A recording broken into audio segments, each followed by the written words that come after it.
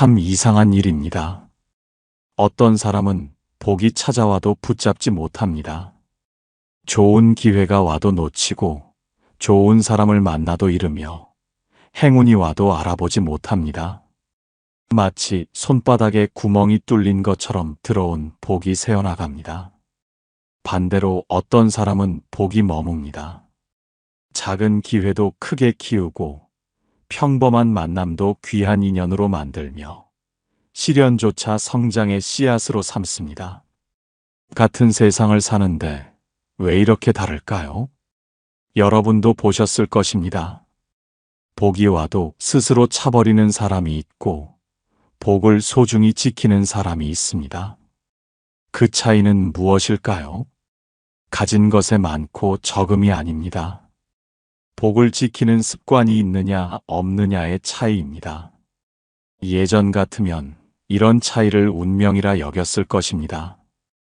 타고난 팔자가 다르다고 하늘이 정해준 것이라고 생각했습니다. 이제는 압니다. 복을 지키느냐 차버리느냐는 자기 손에 달려 있다는 것을 말입니다. 복이 없어서가 아닙니다. 복은 누구에게나 찾아옵니다. 문제는 그 복을 지키느냐, 스스로 차버리느냐입니다. 많은 사람이 복이 오지 않는다고 탓하지만 사실은 자신이 복을 쫓아내고 있습니다. 부처님께서 자비로이 가르쳐 주셨습니다. 복은 강물처럼 흘러오지만 막는 자가 있고, 복은 씨앗처럼 뿌려지지만 밟는 자가 있으며, 복은 새처럼 날아오지만 쫓는 자가 있습니다. 복을 얻지 못하는 것이 아니라 복을 버리고 있는 것입니다. 오늘 여러분께 전하고자 하는 것은 부처님께서 일러주신 지혜입니다. 스스로 복을 차버리는 5가지 습관과 그것을 고치는 방법입니다. 이것을 알면 더 이상 복을 잃지 않게 될 것입니다. 첫 번째, 부처님의 가르침, 원망의 말이 복을 내쫓는다. 이른 새벽 안개가 피어오르는 기원정사였습니다. 한 제자가 부처님께 다가왔는데 그의 얼굴에는 깊은 근심이 서려 있었습니다. 스승님, 저는 늘 운이 나쁩니다. 좋은 일이 생기면 금방 나쁜 일이 따라오고, 뭔가 잘 풀리려 하면 꼭 문제가 생기며 애써 모은 것도 순식간에 잃어버립니다. 왜 저만 이렇게 불운할까요? 부처님께서는 아침 햇살을 받아 흐르는 강물을 가리키셨습니다. 그대여, 저 강물을 보아라. 물은 쉬지 않고 흘러오지만 둑을 쌓으면 물이 들어오지 못하느니라. 그대의 입에서 나오는 원망의 말이 바로 그 둑과 같으니 스스로 복의 길을 막고 있느니라. 하루에 10번 원망하면 복이 10번 달아나고 100번 불평하면 복이 100번 멀어지느니라. 입은 복을 부르는 문이면서 동시에 복을 내쫓는 문이니 무엇을 말하느냐가 무엇을 얻느냐를 정하느니라. 금강경에 이런 말씀이 있습니다. 말은 씨앗이 되어 열매를 맺고 원망은 독이 되어 복을 썩히며 입조심이 곧 복을 지키는 첫걸음입니다. 스스로 복을 차버리는 첫 번째 습관입니다. 입에서 나오는 원망과 불평이 복을 쫓아내고 하루 종일 불만을 늘어놓으면 복이 도망가며 결국 자기 입으로 자기 복을 무너뜨립니다. 첫 번째 함정, 하루 종일 원망만 하는 입. 어느 마을에 두 어르신이 살았습니다. 나이도 비슷했고 건강도 비슷했으며 가족 형편도 비슷했습니다. 70을 넘긴 나이에 둘 다 자식, 집에서 여생을 보내고 있었습니다. 첫 번째 어르신은 입에서 원망이 끊이지 않았습니다. 아침에 눈을 뜨면서부터 불평했습니다. 몸이 아프다, 허리가 쑤신다, 무릎이 시리다 했습니다. 밥을 먹으면 맛이 없다 했고, 자식이 찾아오면 늦게 왔다 했으며, 손주가 놀러 오면 시끄럽다 했습니다. 날씨가 더우면 못 살겠다 했고, 추우면 견딜 수 없다 했습니다. 자식들은 점점 찾아오지 않았습니다. 가도 기분만 상하니까요. 손주들도 멀리 했습니다. 할아버지 보러 가기 싫다고 했습니다. 혼자 있는 시간이 많아졌고 외로웠지만 여전히 원망만 했습니다. 두 번째 어르신은 달랐습니다. 아침에 눈을 뜨면 감사했습니다. 오늘도 살아서 눈을 떴다고, 숨을 쉴 수 있다고, 걸어 다닐 수 있다고 고마워했습니다. 밥을 먹으면 배고프지 않아서 감사하다 했고, 자식이 찾아오면 바쁜데도 와줘서 고맙다 했으며, 손주가 놀러 오면 귀엽다고 안아주었습니다. 자식들이 자주 찾아왔습니다. 가면 기분이 좋아지니까요. 손주들도 좋아했습니다. 할아버지 보러 가자고 조르곤 했습니다. 집안이 화목했고 노년이 행복했으며 사람들은 그를 복 많은 어르신이라 불렀습니다. 5년이 지났습니다. 첫 번째 어르신은 더 외로워졌습니다. 원망만 하다가 가족을 잃었고 불평만 하다가 사랑을 잃었으며 탓만 하다가 행복을 잃었습니다. 쓸쓸한 노년을 보내야 했습니다. 두 번째 어르신은 더 행복해졌습니다. 감사하며 살았더니 가족이 모였고 밝게 대했더니 손주가 따랐으며 기뻐하며 살았더니 복이 가득했습니다. 평온한 노년을 누렸습니다. 부처님께서 말씀하셨습니다. 입에서 독이 나오면 복이 중독되어 죽고 입에서 꿀이 나오면 복이 달려오느니라. 하루에 하는 말을 들으면 그 사람의 운명을 알 수 있느니라. 스스로 복을 차버리는 첫 번째 방식입니다. 원망의 말을 입에 달고 살면 복이 피해가고 불평을 습관처럼 하면 좋은 기운이 사라지며 결국 말로써 자신의 복을 차버리게 됩니다. 나이 드신 분들은 더 깊이 아실 것입니다. 늘 불평하는 사람 곁에는 복이 없고 항상 원망하는 사람 주변에는 사람이 없으며 언제나 탓하는 사람에게는 기회가 없습니다.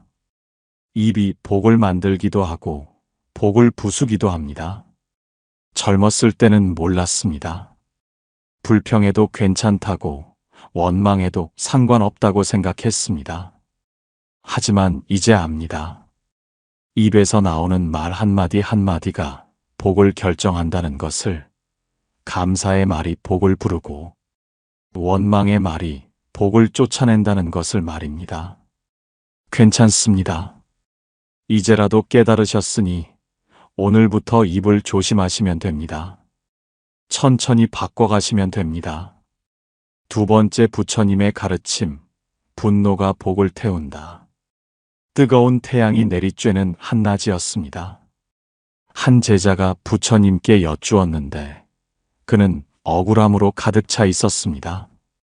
스승님, 저는 참을 수가 없습니다. 부당한 일을 당하면 화가 치밀고 억울한 말을 들으면 분노가 일어나며 참았다가는 병이 날 것 같습니다. 화를 내는 것이 잘못입니까? 부처님께서는 타오르는 등불을 가리키시며 천천히 부드럽게 말씀하셨습니다. 그대여, 저 불을 보아라. 불은 어둠을 밝히지만 집을 태우기도 하느니라. 화도 이와 같아서 정당한 분노는 세상을 바꾸지만 조절하지 못하는 분노는 자신을 태우느니라. 잠시 숨을 고르고 들어보아라. 그대가 화를 낸다고 상대가 벌을 받는 것이 아니니 오히려 그대 자신이 먼저 타들어가느니라. 순간의 분노로 평생 쌓은 복이 재가 되고 한 번의 폭발로 수십 년 인연이 끊어지며 참지 못한 마음 하나로 모든 것을 잃느니라.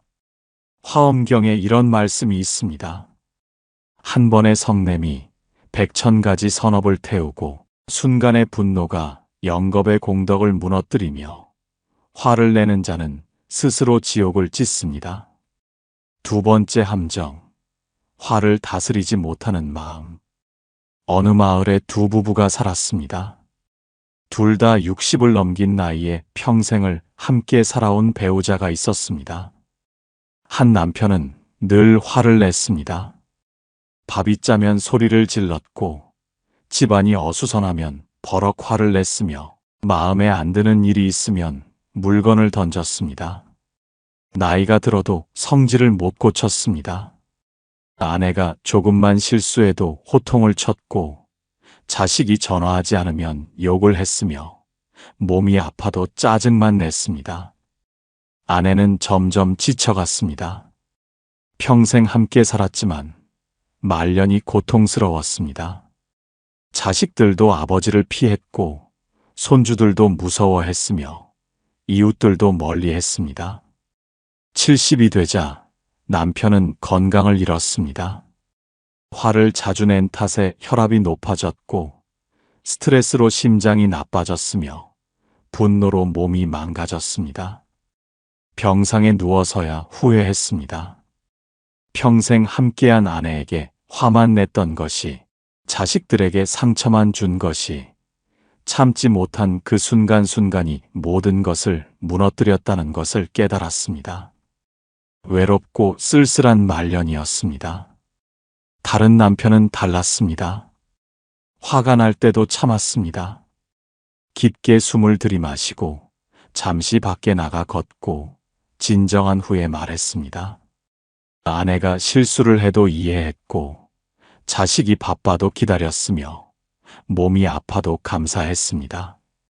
건강하게 살아있다는 것만으로도 복이라고 여겼습니다. 아내는 행복했습니다. 평생을 함께 살았고 말년이 더욱 편안했습니다. 자식들이 자주 찾아왔고 손주들이 따랐으며 이웃들이 존경했습니다. 70이 되어도 건강했습니다. 화를 내지 않아 혈압이 정상이었고 평온하게 살아 마음이 편했으며 참을 줄 알아서 복이 가득했습니다. 주변 사람들이 그를 복 많은 어르신이라 불렀습니다. 평생 화를 다스린 덕에 평온한 노년을 누렸습니다. 부처님께서 말씀하셨습니다. 화는 마음의 불이니 스스로를 먼저 태우고 남을 태우느니라. 한 번 참으면 100가지 복이 오고 10번 참으면 1000가지 재앙을 피하느니라. 스스로 복을 차버리는 두 번째 방식입니다. 화를 조절하지 못하면 복이 타서 없어지고 분노를 다스리지 못하면 인연이 끊어지며 순간의 감정을 이기지 못하면 평생의 기회를 잃습니다. 나이 드신 분들은 더 깊이 아실 것입니다.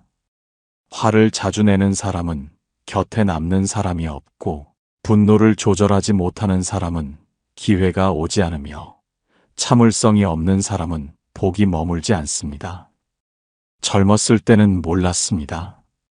화내는 것이 속 시원하다고, 참으면 병이 된다고 생각했습니다. 하지만 이제 압니다.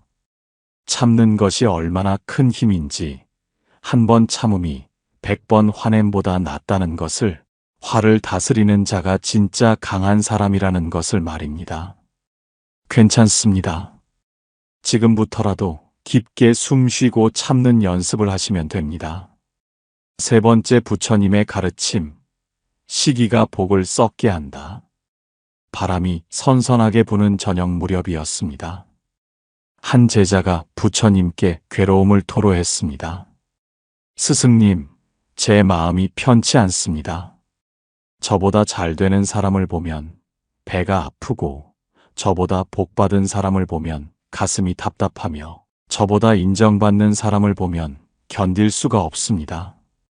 이 마음을 어찌해야 합니까? 부처님께서는 숲속의 나무들을 가리키시며 조용히 말씀하셨습니다.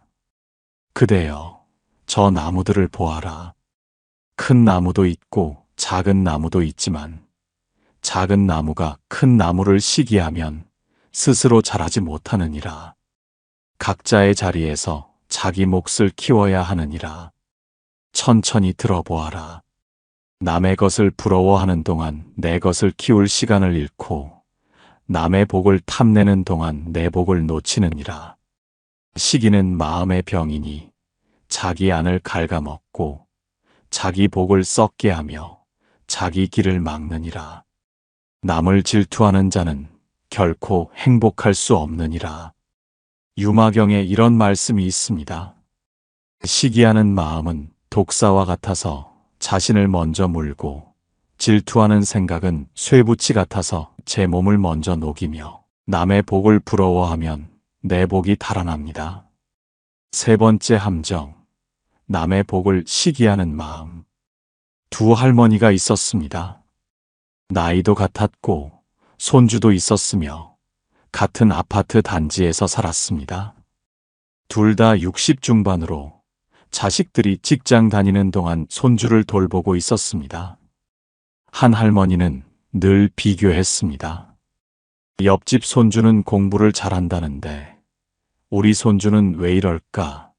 위층 손주는 예쁘다는데 우리 손주는 왜 저럴까? 건너편 손주는 잘 먹는다는데 우리 손주는 왜 안 먹을까를 끊임없이 생각했습니다. 남의 손주를 보면 배가 아팠습니다. 남의 손주가 상 받았다는 소리를 들으면 속이 쓰렸고, 남의 손주가 학원 간다는 얘기를 들으면 불안했으며, 남의 손주가 칭찬받는다는 말을 들으면 견딜 수가 없었습니다. 우리 손주와 비교하며 한숨만 쉬었습니다. 시기하는데 에너지를 다 썼습니다. 자기 손주를 사랑스럽게 보지 못했고 함께 있어도 기쁘지 않았으며 늘 다른 집 손주와 비교하며 불만스러워했습니다. 손주는 할머니를 싫어하기 시작했습니다. 할머니가 자꾸 다른 애랑 비교한다고, 자기를 사랑하지 않는다고 느꼈습니다. 70이 되었습니다. 손주는 할머니와 거리를 두었고 자식도 아이를 맡기지 않게 되었으며 혼자 외로운 노년을 보내야 했습니다. 시기하느라 가장 소중한 시간을 허비했고 질투하느라 손주와의 추억을 만들지 못했으며 남을 부러워하느라 자기 복을 차버렸습니다. 다른 할머니는 달랐습니다. 자기 손주만 바라봤습니다. 남의 손주가 공부를 잘해도 우리 손주는 착하다고 했고, 남의 손주가 예뻐도 우리 손주는 건강하다고 했으며, 남의 손주가 무엇을 잘해도 우리 손주도 잘하는 게 있다고 믿었습니다. 남의 손주를 보면 축하했습니다. 남의 손주가 상 받으면 같이 기뻐했고, 남의 손주가 칭찬받으면 대견해했으며, 남의 손주가 잘 되면 우리 손주도 본받으라고 격려했습니다. 비교하지 않고 사랑만 주었습니다. 온 마음을 손주에게 쏟았습니다. 같이 놀아주고 맛있는 것 해주며 자기 손주가 세상에서 제일 귀하다고 안아주었습니다. 손주는 할머니를 정말 사랑했습니다. 할머니가 자기만 보고 자기를 최고라고 해주고 언제나 편들어준다는 것을 알았습니다. 70이 되었습니다. 손주가 매일 전화했고 자식이 자주 찾아왔으며 행복한 노년을 보냈습니다. 시기하지 않았기에 사랑을 받았고 비교하지 않았기에 복을 누렸으며 손주와의 아름다운 추억이 가득했습니다.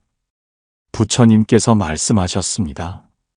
남의 복을 시기하면 내 복이 사라지고 남의 성공을 질투하면 내 기회가 달아나며 남을 부러워하는 시간에 나를 키워야 복이 오느니라.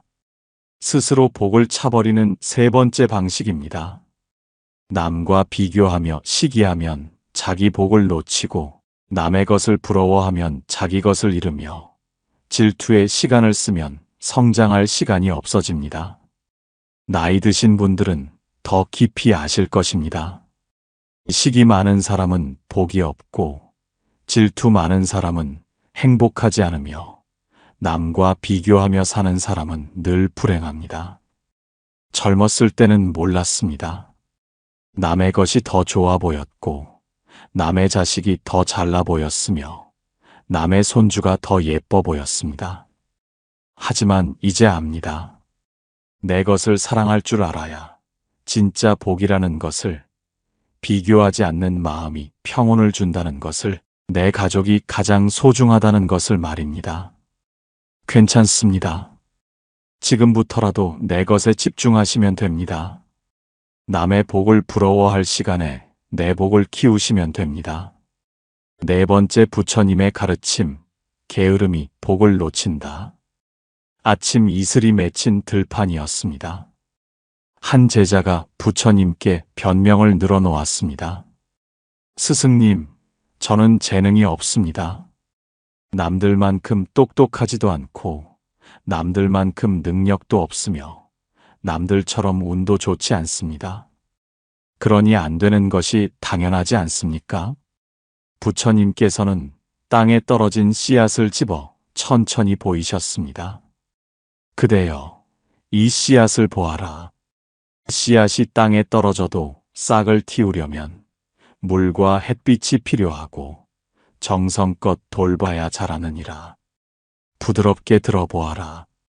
재능도 마찬가지니 타고난 것도 중요하지만 키우지 않으면 아무 소용이 없느니라. 복은 준비된 자에게만 오느니라. 게으른 자는 기회가 와도 붙잡지 못하고 준비 없는 자는 복이 와도 알아보지 못하며 노력하지 않는 자에게는 아무것도 주어지지 않느니라. 조용히 한 걸음씩 나아가는 자만이 멀리 갈 수 있느니라.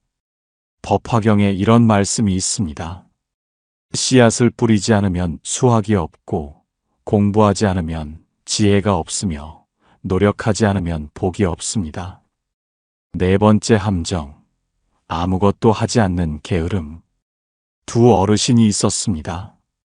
둘 다 60이 되었을 때 의사에게서 같은 말을 들었습니다.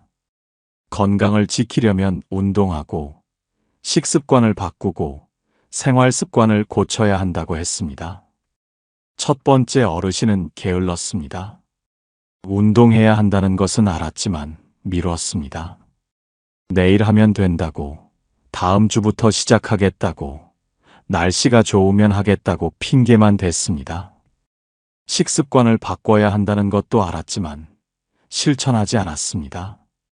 짠 음식이 맛있다고, 기름진 음식을 좋아한다고, 나이 들어서 뭘 참느냐고 말했습니다. 10년이 지났습니다. 건강을 잃었습니다. 혈압이 높아졌고 당뇨가 생겼으며 무릎이 나빠졌습니다. 걷기도 힘들어졌고 약을 달고 살아야 했으며 자식들에게 짐이 되었습니다. 의사가 10년 전에 말했을 때 실천했더라면 이렇게 되지 않았을 거라고 후회했습니다. 두 번째 어르신은 달랐습니다. 부지런했습니다. 의사 말을 듣고 바로 실천했습니다. 이른 아침 일어나 산책을 시작했고 음식을 싱겁게 먹기 시작했으며 매일 조금씩 운동했습니다. 처음에는 힘들었지만 참았습니다. 한 달이 지나자 습관이 되었고 1년이 지나자 몸이 좋아졌으며 3년이 지나자 건강이 확실히 달라졌습니다. 약을 끊을 수 있었고 활기차게 걸어 다닐 수 있었으며 손주들과 뛰어놀 수 있었습니다.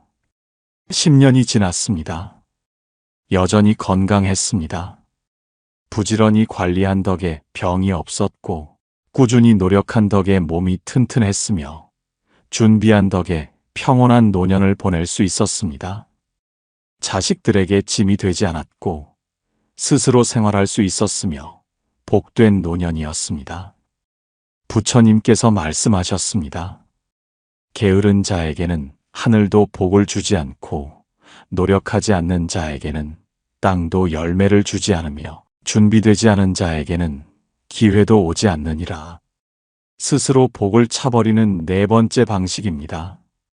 게으르면 기회가 와도 못 잡고 준비하지 않으면 복이 와도 놓치며 노력하지 않으면 아무것도 이루지 못합니다. 나이 드신 분들은 더 깊이 아실 것입니다. 부지런한 사람은 조금씩이라도 쌓이고 꾸준한 사람은 결국 이루며 게으른 사람은 가진 것마저 잃습니다. 젊었을 때는 몰랐습니다.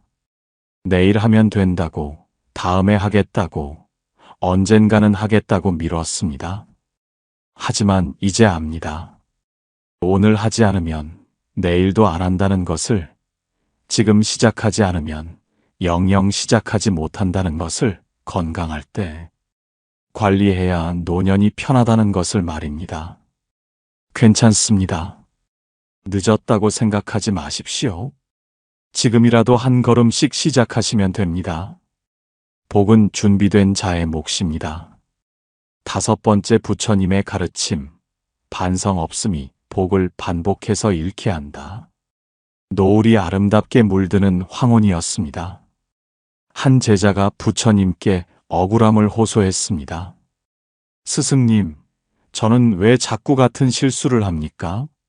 사람을 잘못 믿어 손해를 보고, 또 잘못 믿어 배신을 당하며, 또다시 잘못 믿어 상처받습니다. 왜 저만 이렇게 운이 없습니까?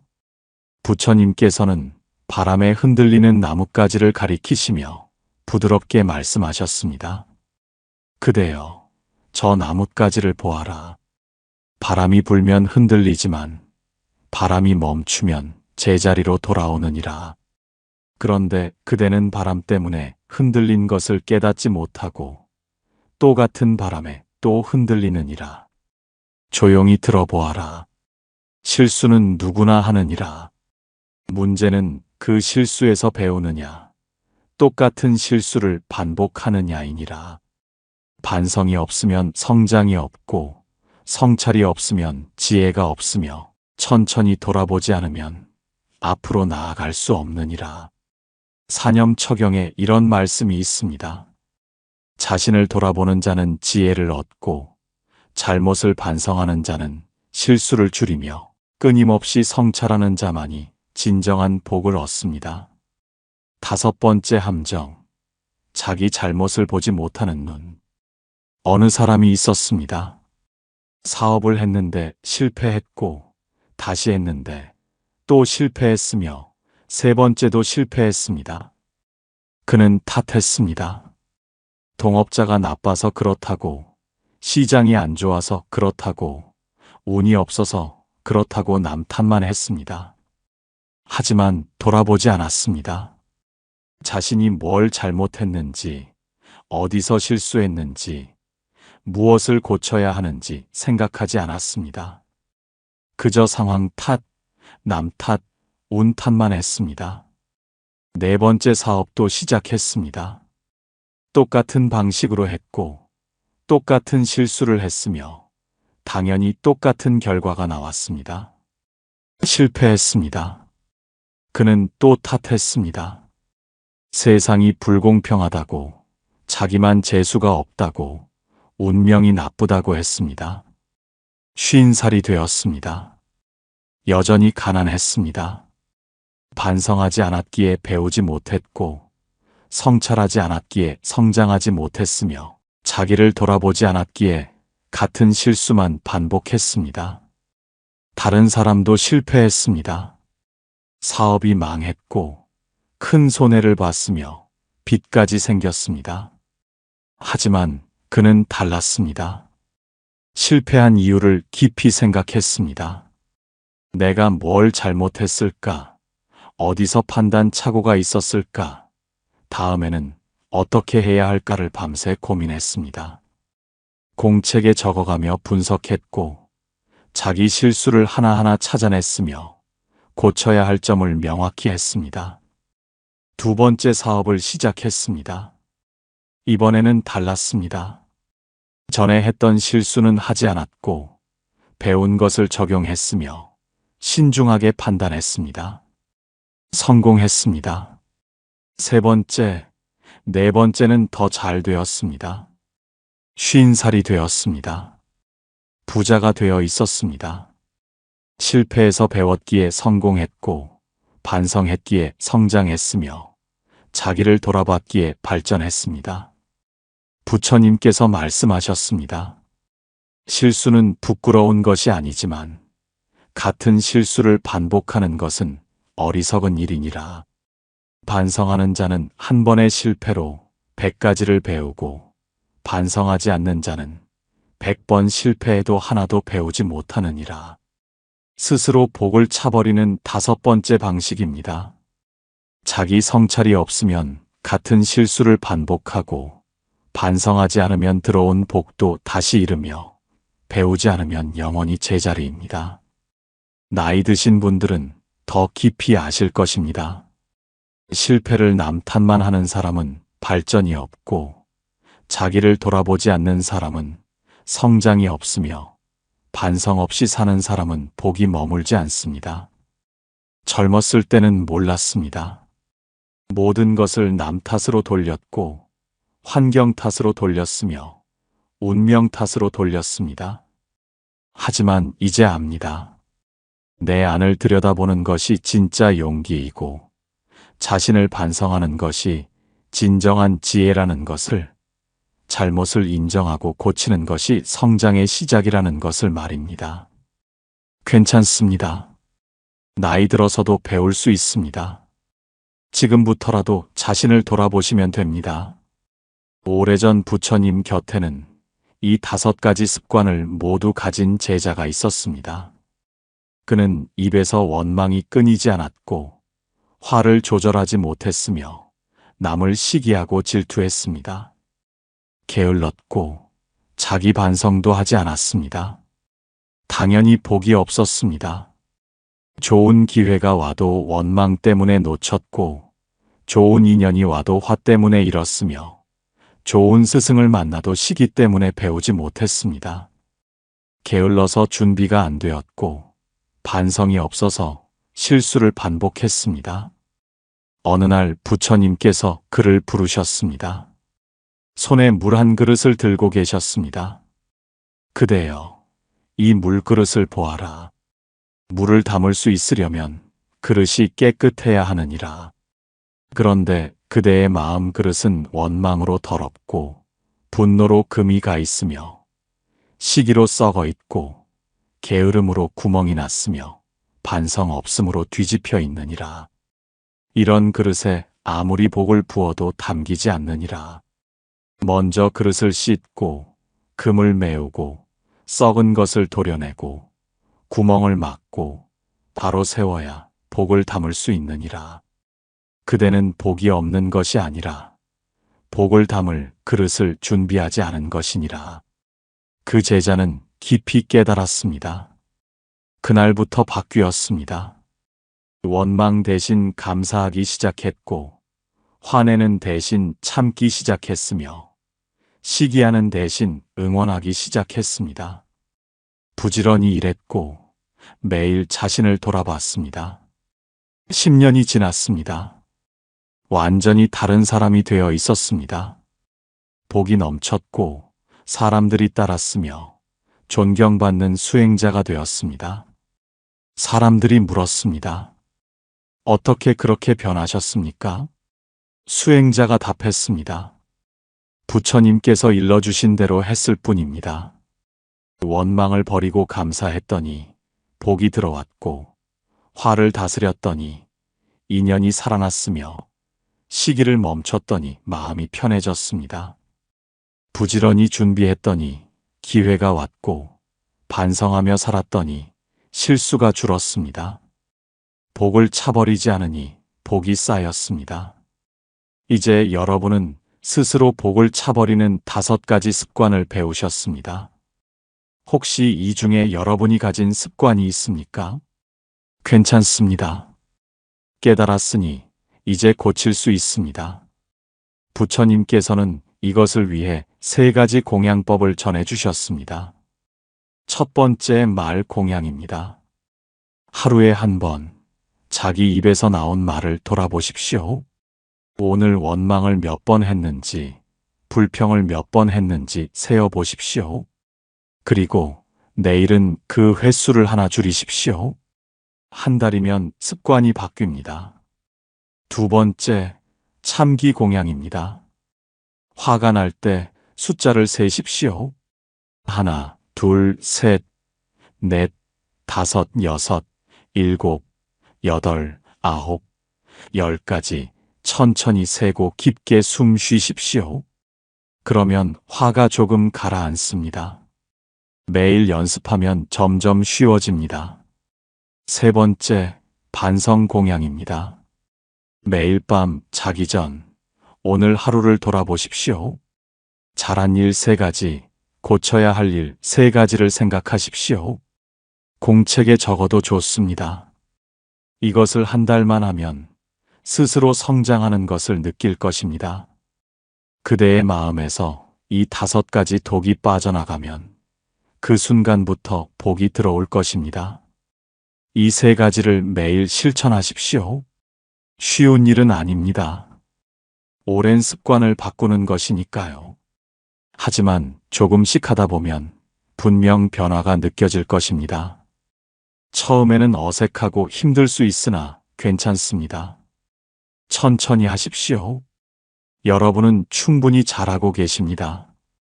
어떤 분은 70이 넘어 이것을 깨닫고 바꾸셨습니다. 평생 원망하며 살았는데 이것을 실천하면서부터 복이 들어오기 시작했다고 하셨습니다.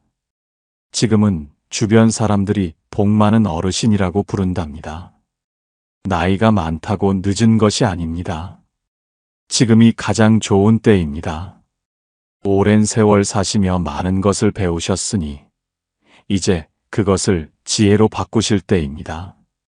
복을 차버리던 습관을 복을 지키는 습관으로 바꾸실 때입니다. 수고하셨습니다. 여기까지 오신 것만으로도 대단하십니다. 부처님께서 말씀하셨습니다. 복은 멀리 있지 않고 내 안에 있으며 복을 얻는 것보다 복을 지키는 것이 더 중요하고 복을 차버리지 않는 것이 곧 복을 얻는 것이니라. 잠시 눈을 감고 깊게 숨을 쉬어 보십시오. 천천히 들이마시고 조용히 내쉬십시오. 여러분은 지금 무엇을 가지고 계십니까? 건강한 몸입니까? 따뜻한 집입니까? 사랑하는 가족입니까? 그것들이 모두 복입니다. 너무 가까이 있어서 못 보았을 뿐, 손안에 이미 복이 가득합니다. 젊었을 때는 몰랐습니다. 하지만 이제 와서 돌아보니 압니다. 그때 가졌던 것들이 얼마나 큰 복이었는지를 말입니다. 복을 차버리지 마십시오.